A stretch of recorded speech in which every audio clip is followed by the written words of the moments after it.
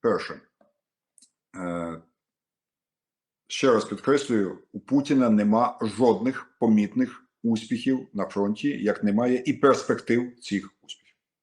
І тому основну силу війни на цьому етапі він переносить на когнітивну війну, війну за голови, за настрої українців. І тому б'ють ракетами та дронами в супермасованих атаках. Я відразу вибачаюся за певну таку цинічну математику, але ж ми розуміємо, що кількість запущеного смертельного заліза і кількість загиблих від цього українців є неспівставною, якщо ми говоримо про прості цілі фізичного знищення громадян України або навіть наших стратегічних, політичних та військових об'єктів. Вони не досягають цими атаками задачі вбити якомога більше людей або знищити якомога більше об'єктів. Але вони досягають цілі збентежити, а надіються і залякати українців аж до того моменту, поки вони, як Путін це декларує вже прямим текстом у листах до Трампа, що українці повстануть проти київського режиму.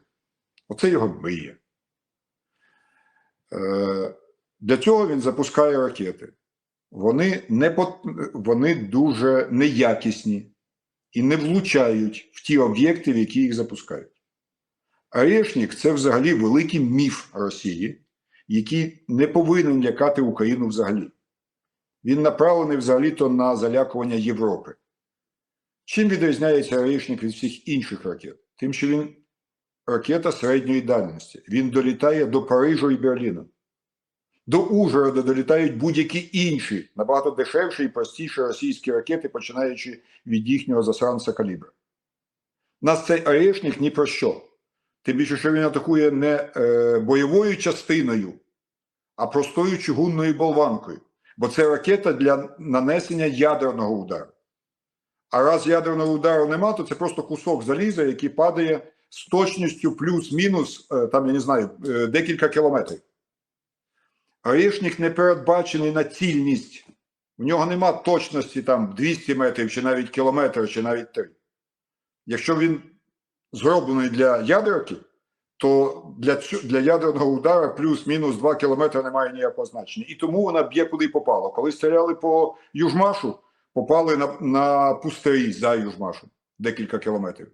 Коли стріляли по аеропорту в Білій Церкві, попали хрен зна куди, в гаражі на іншому кінці міста. Тому Орешник – це тільки демонстрація для несення паніки в Європі.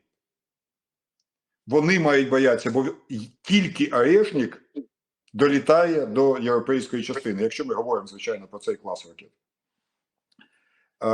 Решта ракет також були націлені, очевидно летіли, на Кабмін, на Верховну Раду, на Офіс Президента, на Генштаб, на багато інших об'єктів.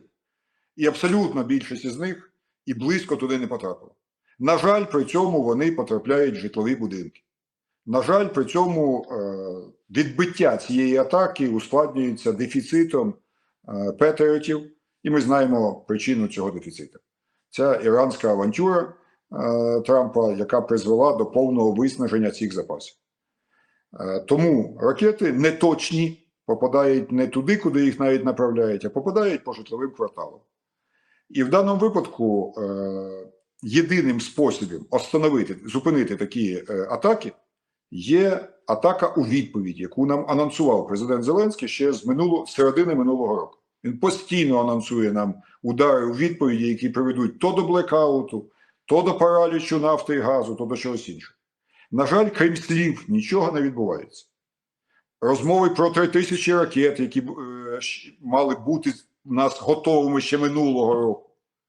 Розмови про сотні ракет, які нібито робить Firepoint, теж залишилися лише сотрясінням повітря. Ні, почекай. Він сказав, на засіданні ТСК, це слова сказані під присягою, що 200 ракет, почекай, це було там сказано 200 ракет, або це було в інтерв'ю Financial Times. Я вже забув, ти знаєш, за останній час тільки новин з тегом Firepoint і Штілерман, що я вже забувся де. Але він сам заявив, я це особисто читав, про 200 ракет на місяць. Але я знаю 100%, що нема такої кількості ракет через відсутність такої кількості двигунів. Дивись, я думаю, всі розуміють, що ми не маємо права говорити конкретні цифри, але дозволю собі сказати, що кількість законтрактованих Міністерством оборони ракет «Фламінго» і кількість поставлених відрізняється в рази. В рази. На жаль, кількість готових ракет «Фламінго» – це десятки за всі роки, за 25-й і за 26-й.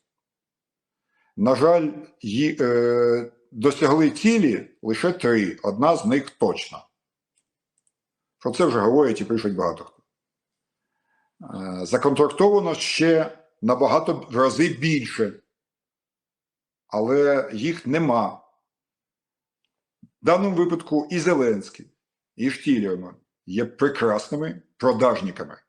Один продає потужність і вселяє надію без конкретного для цього підґрунтя, а другий розповідає про фантастичну фірму виробників ракет, які за рік змогли нібито розробити і організувати випуск сотень ракет в день. Це брехня. Їх немає. Хто хоче перевірити, Штілерман дає багато інтерв'ю. Запитайте, скільки ракет він поставив Міністерство оборони за 25-26 рік. Але повертаючись до мого питання, все ж таки, чому нема ударів по нафтовому Тому що нема сегменту? ракет. Тому що нема чим. Ні. Чому тоді не вийде до президента, не скаже? Мене звинувачує Штілерман в тому, що я не можу зробити. Firepoint виробляє ракети. Є Луч, є Рута, є багато інших виробників. І тому, насправді, от ти згадав ТСК Гончаренка, я вважаю, що це велике досягнення парламенту і особисто Гончаренка цього скликання. Після абсолютно покірної мовчання монопартійної Верховної Ради, нарешті парламент починає повертатися до своєї прямої функції контроля. І він викликає чиновників та інших осіб для того, щоб дізнатися, щоб парламент знав, як використовуються надані ним кошти. І тому він питає у розробників різних видів зброї, але в першу чергу ракетників, що відбувається з тими коштами, які пішли на ракети, які постійно анонсує Зеленський, але ми їх не бачимо в дії, в результатах. Відповідь, як правило, зводиться до відповіді про ефективність дронів. Але слідкуйте за губами. Слово «дрон» і слово «ракета» – це не просто різні слова, але це ще різні види озброєння з різними наслідками. Ніхто не ставить, і принаймні, я не ставлю під сумнів ефективність дронів Firepoint. FP1 і FP2 – дуже ефективний засіб. Він не унікальний, не єдиний, але він достатньо дешевий і достатньо ефективний. Без нього не обходиться жоден діпстрайк. І там ще один момент. Ракети і дрони коштують по-різному. Це дуже важливо. Це вже питання інше. Тут можна про це також поговорити. Це також дуже просто розкривається, але ми зараз не про це. Дрони коштують, це всім відомо, $50 000 цей дрон і 100 000 його конкурент. Тому, в принципі, розбиратися треба і з тим, бо декого є сумніви.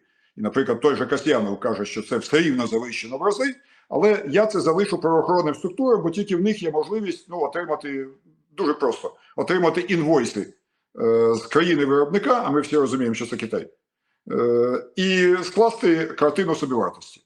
І потім подивитися, скільки вона коштує, мала би коштувати, скільки вона коштує. Я зараз обійду цю тему. Людей питають, де ракети?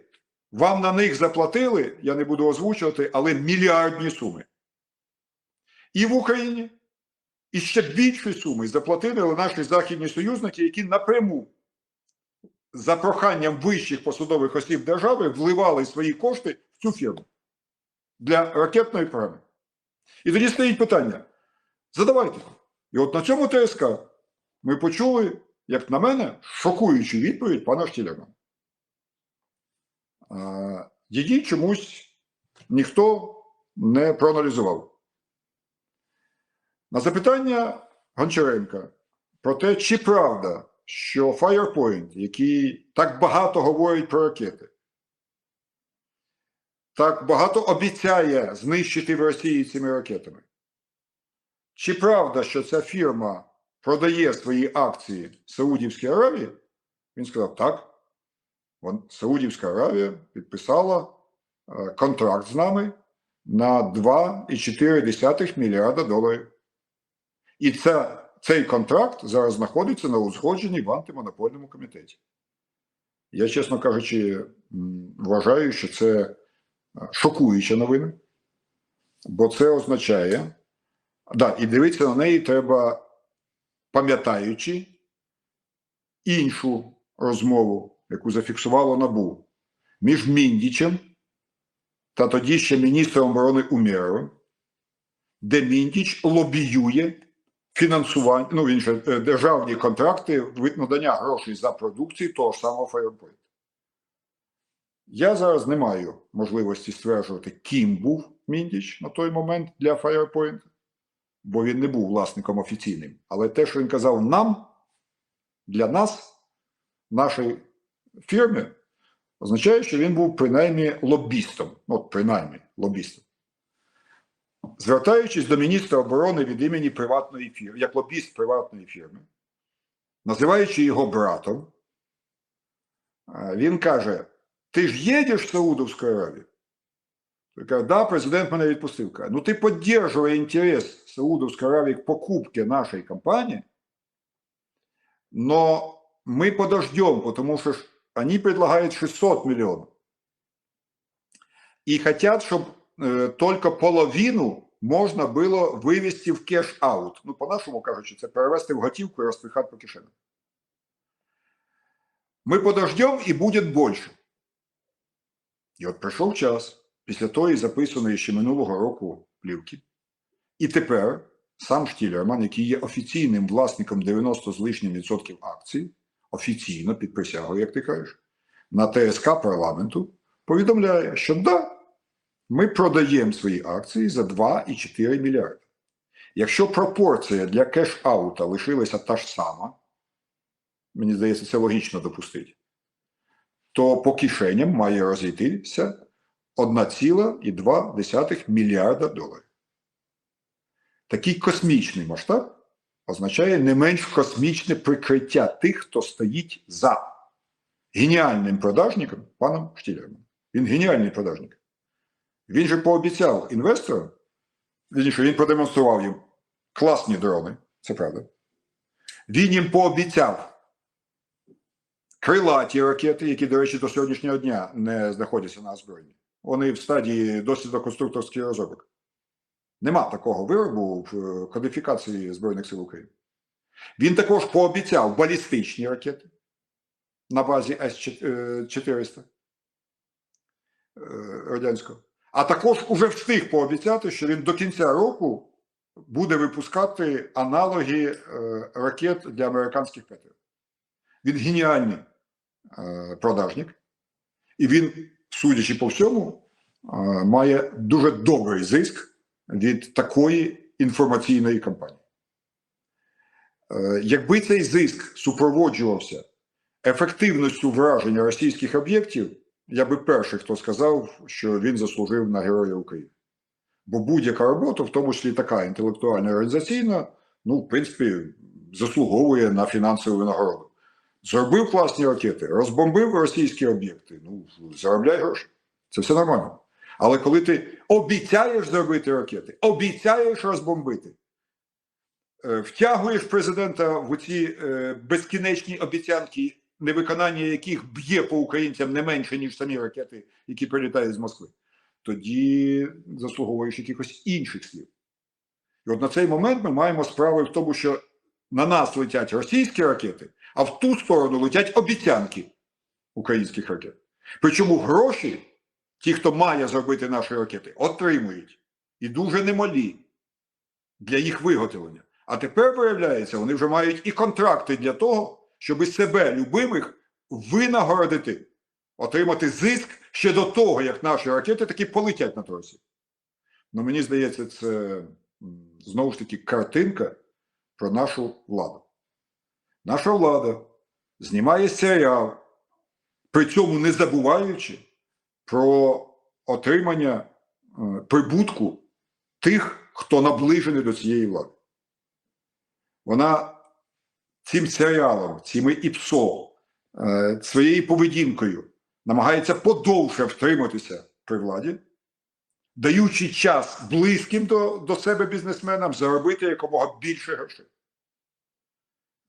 І це, на жаль, дуже погана картина. В кінці війни на виснаження, коли Збройні Сили України і суспільство фактично виклали все, влада бреше і пакується. І оцей розрив, ця тріщина, і є головною мішенью Путіна. Він саме в цю тріщину б'є ракетами, і все зрозуміло без слів. Звідти ракети, звідси обіцянки. Сюди шахеди, звідси гроші в кишені. Я думаю, що українці фантастичний народ, які навіть в таких умовах не зламалися і не зламаються. Але головна задача – не забути. Бо таких діячів, як нинішня влада, завжди рятує коротка пам'ять українців. Коли сьогодні починаємо говорити про те, як без бою, по суті, здали лівий берег Дніпра, де залишилися сотні тисяч наших громадян під окупацією в Херсонській, Запорізькій області, кажуть, ну, що про це згадувати вже? Уже що там говорити? Коли ти нагадуєш про те, що в нас незламною фортецею був ще Сєвєродонецьк, який ми ні за що, казав президент, не здамо, а потім Бахмут, а потім Часов Яр, а потім Авдос, а потім Покровськ, а тепер Краматорськ, то от кожна незламна фортеця теперішня якось відпускає долю всіх оголошень попередніх. І коли сьогодні президент каже, що ми ні за що не здамо Путіну Донбас, я, звичайно, за. Бо це відповідає і моїй моралі, і моїм переконанням, і Кримінальному кодексу, і Конституції. Але в мене питання, а хто відповість, якщо Путін його догризе, так само, як догриз Сєвєродонецьк, Бахмут, Часов Яр, Покровськ? От хто за це відповість? Значить, ніхто ні за що в цю війну не відповів. А ті, кого НАБУ хоч на чомусь зловили, користуються повною підтримкою нинішньої влади, аж до того, що вона організовує неіснуючі страшилкою, щоб тільки люди перестали задавати запитання. Не можна допустити короткої пам'яті про злочини під час цієї війни. Ні щодо Путіна, ні щодо внутрішніх мародерів. Юрій, скажи, будь ласка, останнє оточення.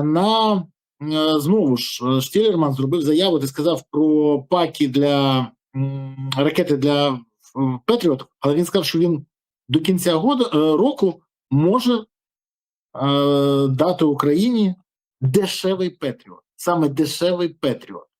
А я поставив запитання декільком людям, вони кажуть, в Радянському Союзі, в Ізраїлі і Сполучених Штатах для того, щоб створити систему, яка нагадує Петріот, треба було залучати величезну кількість проєктних бюро, інженерних бюро, виробництв, а головне – час. Від 10 до 15 років на створення прототипу.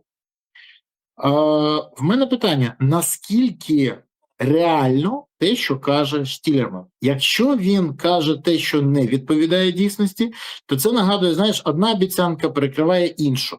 І навіщо це робити? Просто відволікати увагу? Дивись, на всякий випадок нагадаю нашим шановним глядачам, що в свій час я був головним конструктором 6-тисячного електронного заводу. Тому в підготовці виробництва я щось розумію. А перед цим був майстром цеху. Перед цим ОКБ. Тобто, я якось розумію, як працює виробництво. Таке достатньо тонке, яким є електроніка. Причому, щоб ви усвідомлювали, що було наші вироби, це, наприклад, те табло, яке світиться в Верховній Раді. І нанесення шару люмінофору мірялося не в сантиметрах і навіть не в міліметрах, а в ангстремах. Це достатньо тонкі технології на той момент, звичайно.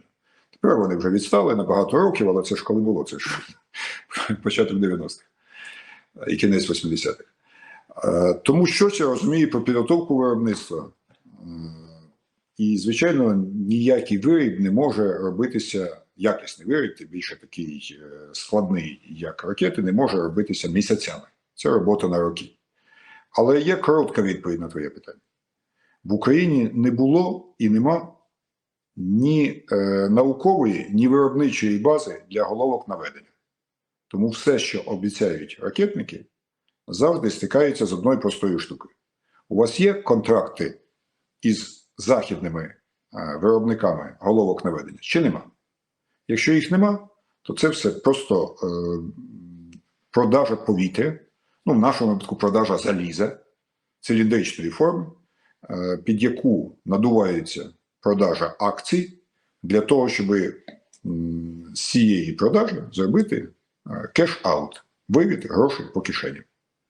Вибачте, якщо фірму, яка користується підтримкою, як сказав, рекламних заяв про їхнє світле майбутнє, про їхні фантастичні перспективи, вкладають наші європейські союзники мільярди, наше Міністерство оборони фінансує навіть без кодифікації виробів, тобто без остаточних випробувань, мільярди, то, звичайно, акції такого підприємства набагато легше продати також за мільярди.